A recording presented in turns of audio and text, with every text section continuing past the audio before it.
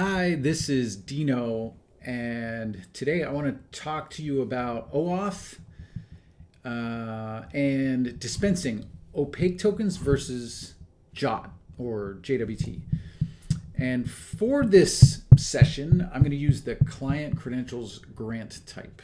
Now, you could apply the kinds of things that I'm talking about to other grant types, but client credentials is really simple.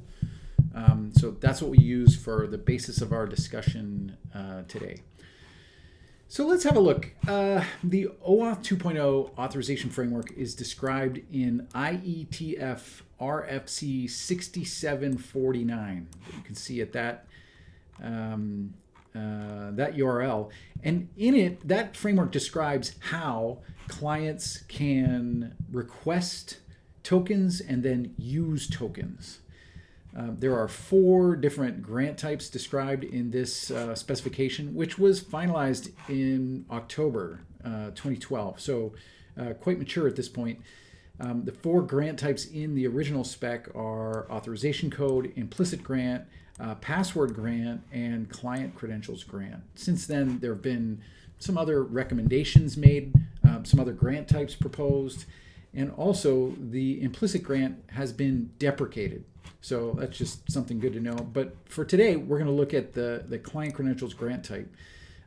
And what this does is it allows a client application to send in credentials to an authorization server and get a token in response. The specification describes what that might look like. And here's a sample HTTP post request to a server, post to a token, with an authorization header with the a basic auth header specifying the client credentials here in that base 64 encoded payload, and then a form body with grant type equals client credentials. So pretty simple. The response provides a token, and by the way, this is an example successful response. At the minimum, we want to provide an access token. To be polite, you should probably provide something that says when the token expires. And then maybe you want to have token type and maybe some other metadata. But that's all sort of extensions, and any authorization server can add in or subtract things that they want to do, they want to add or exclude from their response. So that's how client credentials grant type works. You'll notice that the OAuth spec doesn't say anything about the format of this token. This is just a string. It's something that can be used as a bearer token, which means the client can then send it in the authorization header with the bearer prefix on subsequent requests for service. But it doesn't describe how the authorization server should construct this thing. That's sort of outside the scope of the OAuth framework. So what I did was I put together an API proxy example and published the code on GitHub. So you guys can go do this yourself in your own Apigee instance that allows you to explore dispensing tokens via client credentials, both opaque tokens and Jwts, using the same OAuth 2 compliant client credentials request. So by configuring Apigee a little bit differently, you can deliver an OAuth token or a JWT with various different settings. And that's what this example shows you how to do. Now, how to use it is you need an Apigee organization. You need to have access to that, and I've got one. This is what mine looks like. I'm going to click through to proxies, but flipping back over to the README instructions, it tells you how to prepare to use the proxy that's included in this. And there's 5 different steps, which you can kind of follow through in the user interface interactively. Importing the proxy, creating an API product, a developer app, and then getting the client ID and secret. The good news is you don't have to do it that way. We could automate all this. And the way to automate it is via a provisioning script that I produced that is right here in the README. So what I'll do is go into my repo. I've already cloned it. I can cd into tools I can set my org and environment, and then run that provisioning command. Now, if I run this, it's going to prompt me for my username and password to authenticate to Apigee for purposes of the administrative APIs.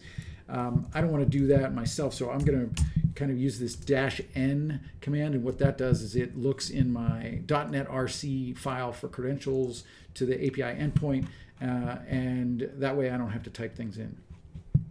So what's happening here? The Node.js program that I've provided here is automating the administrative API of Apigee. It is first importing the API proxy that is here in the repo. Then it is deploying that API proxy, and then subsequent to that, it is creating the API product, creating a developer, an example developer, creating an app that is attached to that developer and is authorized for that product, and then getting and retrieving the client ID and secret. So all of that is to say it's automating, this script is just automating all these steps. And now we're done. We can now invoke the proxy. Helpfully, the output of this automation script gives me the client ID and secret. So I just want to set shell variables with those things. And it also gives me an example call for invoking the token dispensary. But before we do that, I want to talk a little bit more about what this proxy looks like. So let me go into the administrative user interface and we'll explore what's just been imported and created.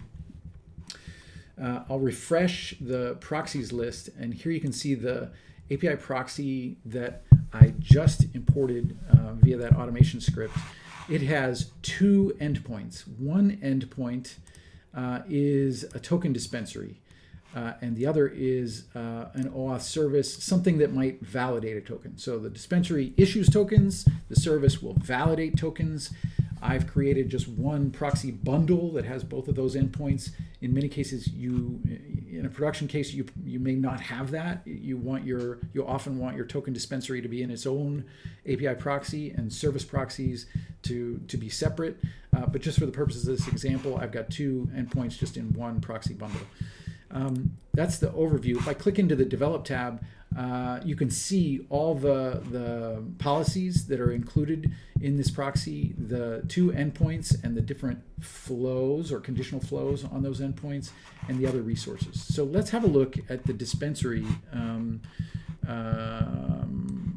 endpoint right here. So all the conditional flows are shown here.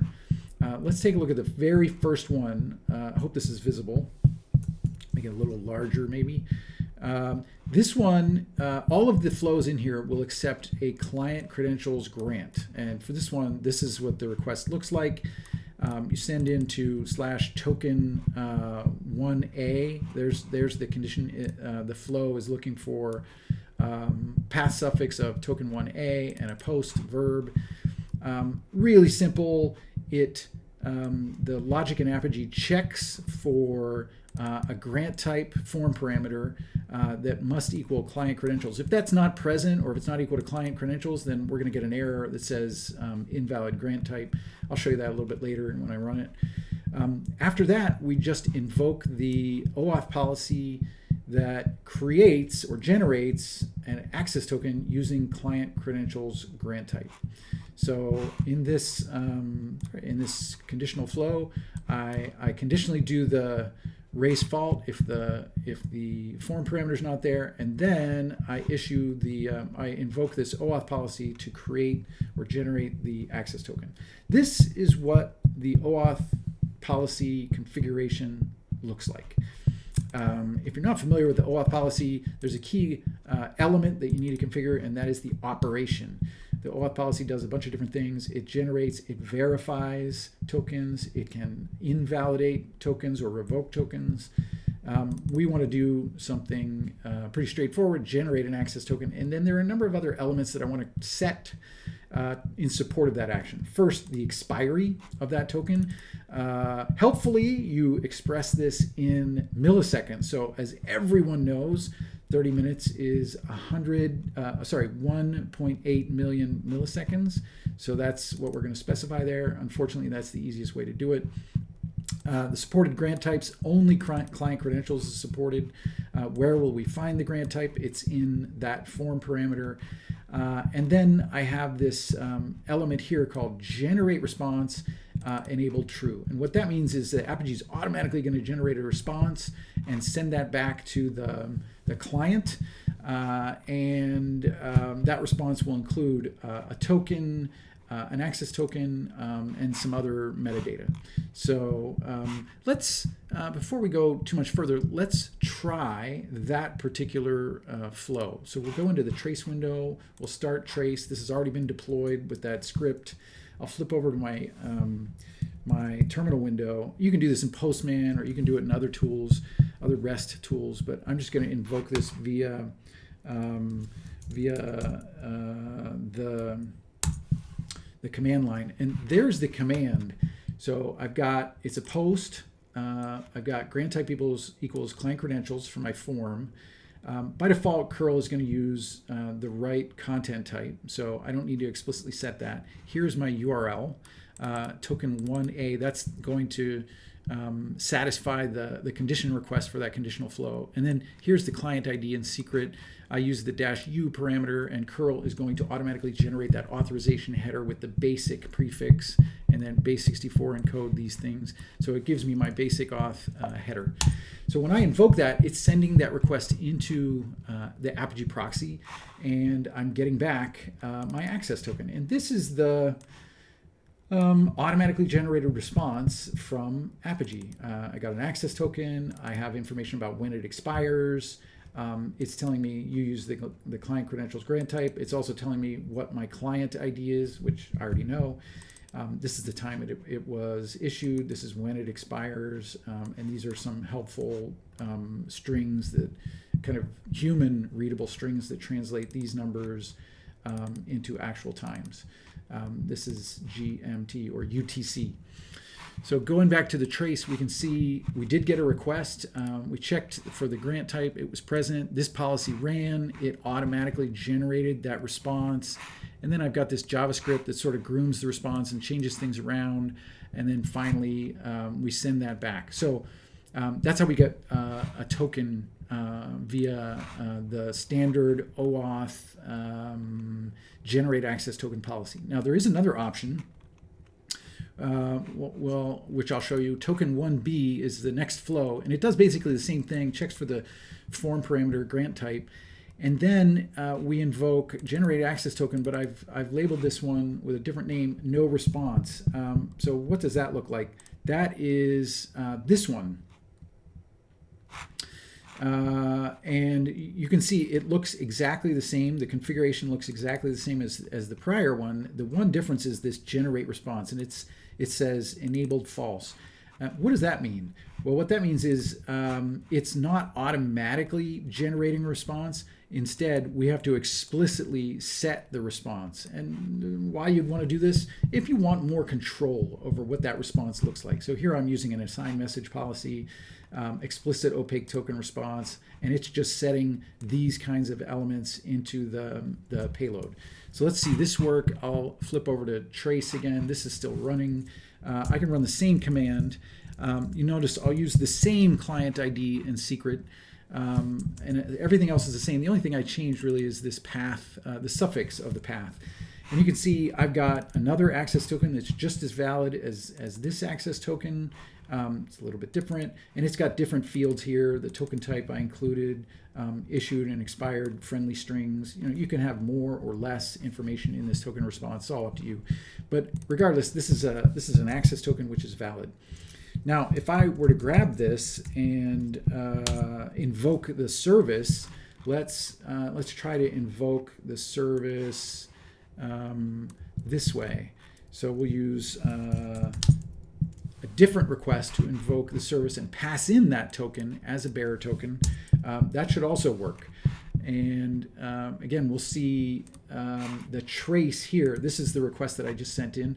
And the policy here that's being used is verify access token. So it pulls the token directly out of the authorization header implicitly, checks that the token is known by Apigee, valid, not expired, valid for this particular API proxy.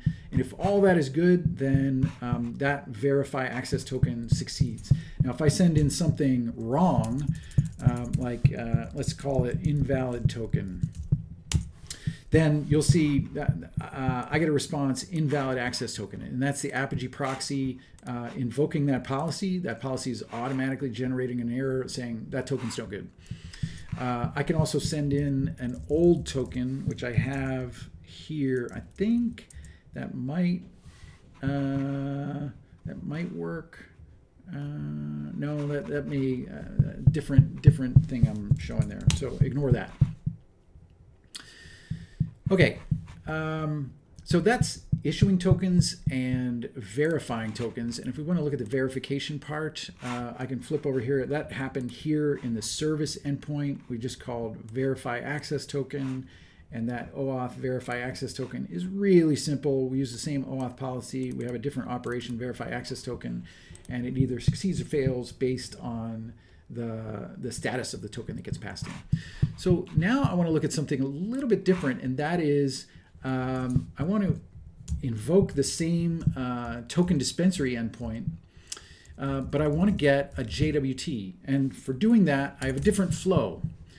Now let's explore this. Before I go to the trace window, I want to explore what this looks like. Here's the flow, the conditional flow. It does basically the same thing. It's looking for this path suffix. It is a verb, post. It's looking for client credentials grant. And then it uses this no response policy. There is no response generated directly for the client. But then what I do is follow that up with a generate JWT policy using RS-256 as the signing, and then embed that JWT into the response. So what does that generate JWT policy look like? It's this. So it's an additional policy in Apigee, an additional building block. We can specify the algorithm, the key that we're using to sign the JWT, the subject, the issuer, the expiry. We're saying 30 minutes here. And then any additional claims that we want to embed. And then finally, the output JWT is the context variable, the flow variable, into which the JWT gets inserted.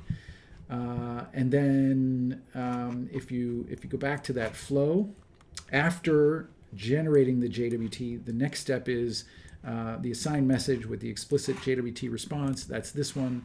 And all it's doing is sending out a JSON that has access token with that JWT that was generated and a token type of bearer. So let's flip over to trace. We'll invoke this. Again, it's the token2 suffix. We'll invoke this, and you can see that's also working. Now we have a full JWT here, or a long token that actually is a JWT. And I've got a tool here that I can kind of paste that into, and you can see this is the content of the JWT. Here's the header that was decoded, and here is the payload.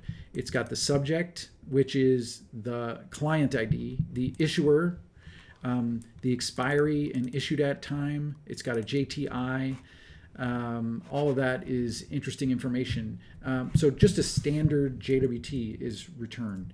But I can also do this, right? I can specify that as my token and then use that in the service endpoint. But the service endpoint has to be a little bit different. Rather than verifying an opaque token, it needs to verify a JWT. So I can use that JWT as a bearer token, and you'll see that here. This is the dispensary where we ran the generated access token no response. What this does is it implicitly verifies the client credentials. If that succeeds, then we also run the generate JWT policy, which gives us this JWT, and then finally set that JWT into the explicit response, into the JSON response. So that was the token issuance. And here's the token usage.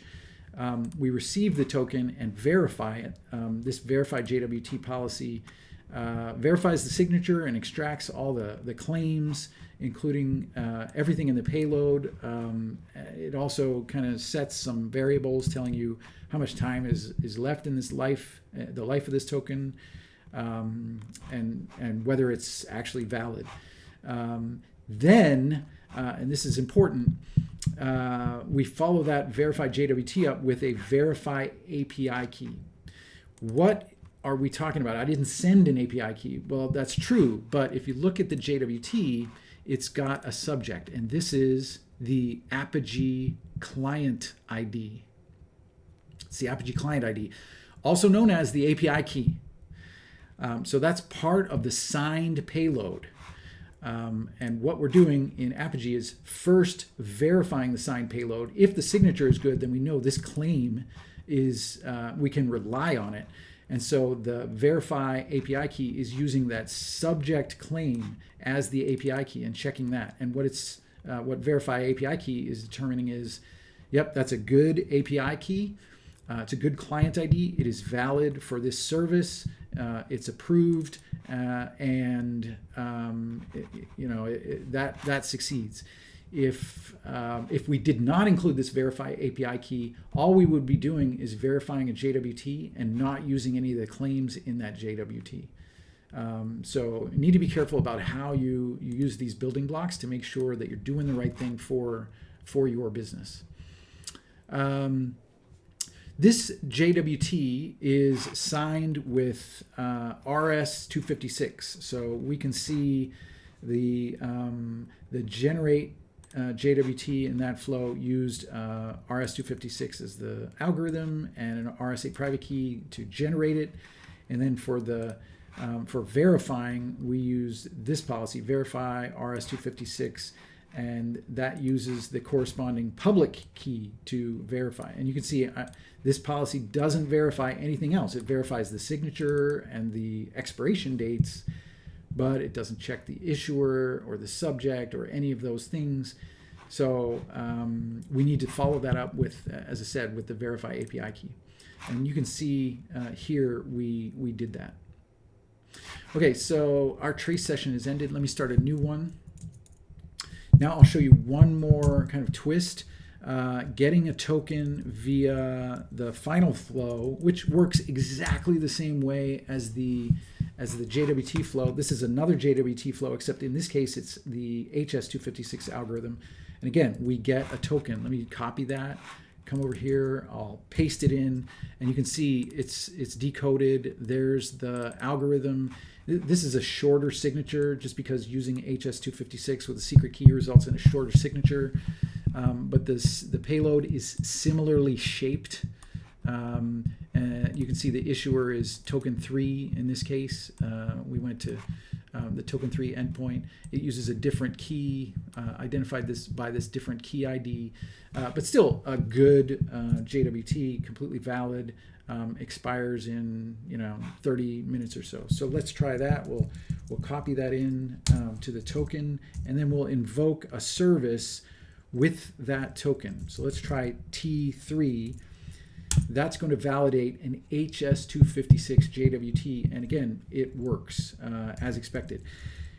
Interesting. Let's look at some of the failure cases. If I send in a JWT to the other service flow, the prior service flow that verifies RS-256 signed JWT, what do we think is going to happen?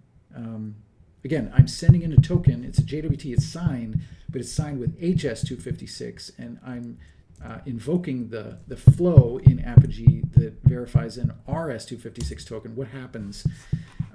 That flow will reject that token. I get a standard error message that says the algorithm in the header did not match what is required by the configuration for this policy, and that's what we want. Now, when you're running your own API proxies in production, you're not necessarily going to want to issue error messages that have all this detail. There are ways to capture those. Look up fault rules in Apigee to understand how to capture these faults and kind of overwrite them with the appropriate information. But the failure that I'm showing you is what we want to happen. Basically, this JWT is valid, but it's using an HS256 algorithm and the verify policy that says verify that it's an RS-256 algorithm is failing, is throwing that JWT, throwing an error on that JWT, an unauthorized error, and that's exactly what we want to happen. Again, when we use that JWT on the T3 flow, which we did here, this verify JWT is checking for the HS-256 algorithm, and that's why it results in valid JWT. Okay, so I think that's pretty much all I've got. Just in summary, what I showed you is an API proxy bundle with two endpoints, one of which is a dispensary and the other of which is a service. The dispensary has 4 different ways of issuing tokens. The first 2 are opaque OAuth tokens issued via client credentials grant. The second 2 are JWT. This one signed, token 2 will issue a JWT signed with RS-256. Token 3 will issue a JWT signed with HS-256. And then that's all in the dispensary. In the service endpoint, we have 3 flows that validate tokens, either with the standard verify access token or with a verify JWT, and then followed up with a verify API key. This one, we're using verify JWT with HS-256, followed by the verify API key. So these are just different ways that you can validate tokens, whether they're opaque or JWT inside Apigee Edge. Last thing I'll show you is you can tear down, if you use the automated script to provision, you can also tear down all the things that were provisioned with the -R option on that script. And again, it just uses the administrative API exposed by Apigee Edge to remove the app, the developer, the API product, and the proxy that was deployed. So all that gets cleaned up, and your organization will be returned to its former state. So really nice. I hope this has been helpful. Any questions, leave them in the comments in YouTube or hit me up on the Apigee community. And that's it. Take care.